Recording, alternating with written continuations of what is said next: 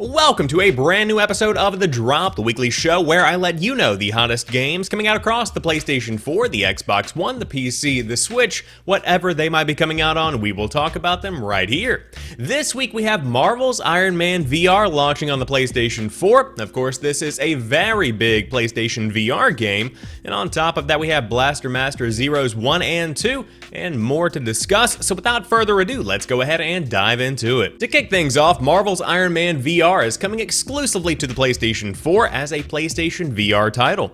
Don the PlayStation VR headset to suit up as the Armored Avenger in an original Iron Man adventure. Tony Stark has retired from making weapons and instead creates technology used to battle evil as Iron Man. After several years as a world-famous superhero, Tony is attacked by the mysterious Ghost, a hacker and anti-corporate activist who repurposes old Stark Industries weapons. In her efforts to topple his empire, Ghost attacks Stark's corporate locations around the world, leading to ever-escalating stakes and a final showdown. And now some bullet points. Using two PlayStation Move motion controllers, fire up Iron Man's repulsor jets and blast into the skies with an arsenal of iconic Iron Man gear at your fingertips. Face off against one of Iron Man's greatest foes in high-stakes, action-packed battles, and upgrade tech in Tony Stark's garage to customize Iron Man's sleek armor and awesome abilities. If you have not jumped on board with PlayStation VR as of yet, you have a new way to do so launching this week. There is an entire bundle that includes everything you need to get started and Iron Man VR if you did feel like jumping in towards the end of the PlayStation 4 generation, which there are certainly games that warrant going back and checking them out if you do want to dabble in a bit of VR. On top of that, going forward, PlayStation 5 has been confirmed to support PlayStation VR, so it certainly would be a solid investment if you are into VR technology. As far as this game goes, it's going to be the flagship title that carries PlayStation VR from PS4 into PS5. Looks like a fun game, and if you do want to dive into the world of Marvel's Iron Man VR, it is launching this week exclusively on the PlayStation 4 as a PSVR title. Next up, we have a variety of Blaster Master Zero content, starting off with the original game and its sequel, Blaster Master Zero and Blaster Master Zero 2. First off, Blaster Master Zero is an 8-bit style top-down and side-view 2D action-adventure game that harkens back to the golden age of the NES.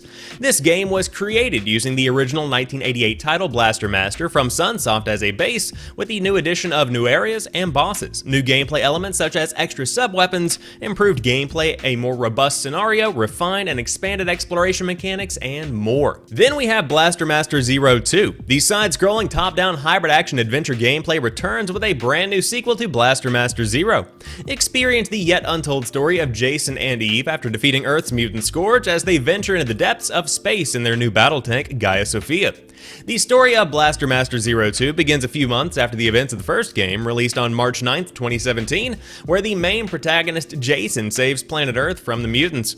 Eve has been infected by mutant cells, and they are slowly corrupting her body, so together with Jason and Fred, they board G Sophia and begin an intergalactic journey to Eve's home planet, Sophia, in hopes of finding a cure for the mutant infection. So as the description does mention, these games have been out for quite some time on a variety of other platforms, but they are both coming to the PlayStation 4 later on this week. On top of that, if you do happen to already own the Switch or PC versions of these titles, you can also get the Kanna Raising Simulator DLC coming out for Blaster Master Zero 2, which is launching on the PS4, Nintendo Switch, and PC later on this week. So if you are looking for an NES-inspired style experience, then Blaster Master Zero and its sequel are both coming to the PS4, or as I said, you can pick up some of that sweet DLC, which is only $2. But it is just a minigame, but it's still only $2. And to round out today's main releases, we have Space Invaders Invincible Collection coming on the Nintendo Switch. Space Invaders is a founding block of video game history that filled the arcades. It is said that the game made 100 yen coins scarce and defined the visuals and mechanics in the first decade of video games. Until this day, Space Invaders remains highly successful in the gaming industry, as well as it is highly prominent in pop culture. Now the most complete collection on card ever, the Space Invaders Invincible Collection, is heading to the West.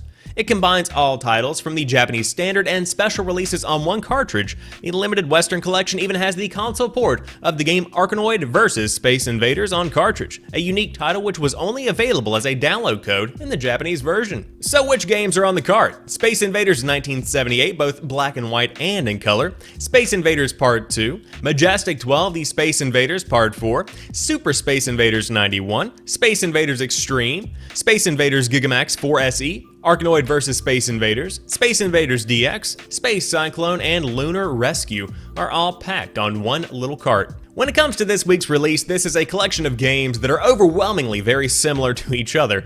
It's very hard to diversify the Space Invaders experience, and you can see how that's the case by playing through a lot of these games. But it is cool because you do see the history of Space Invaders, and ironically, Space Invaders is one of the first games that I ever played. I had it on a Game Boy Color, and I remember going back and forth between that and Toy Story 2. I was roughly like 6. But regardless, Space Invaders is very near and dear to my heart, and the Nintendo Switch is the perfect platform for a Space Invaders experience because it is just one of those games where you can sit down, bust out a couple of rounds, and have a good time without spending hundreds of hours on it.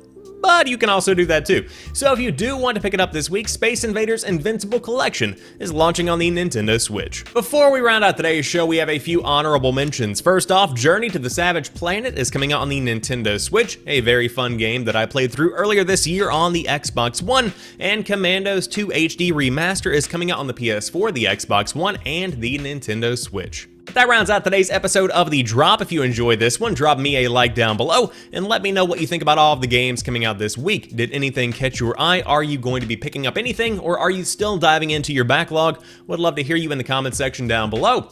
But until next time, you guys have a fantastic week and a July 4th if you do celebrate it, and peace.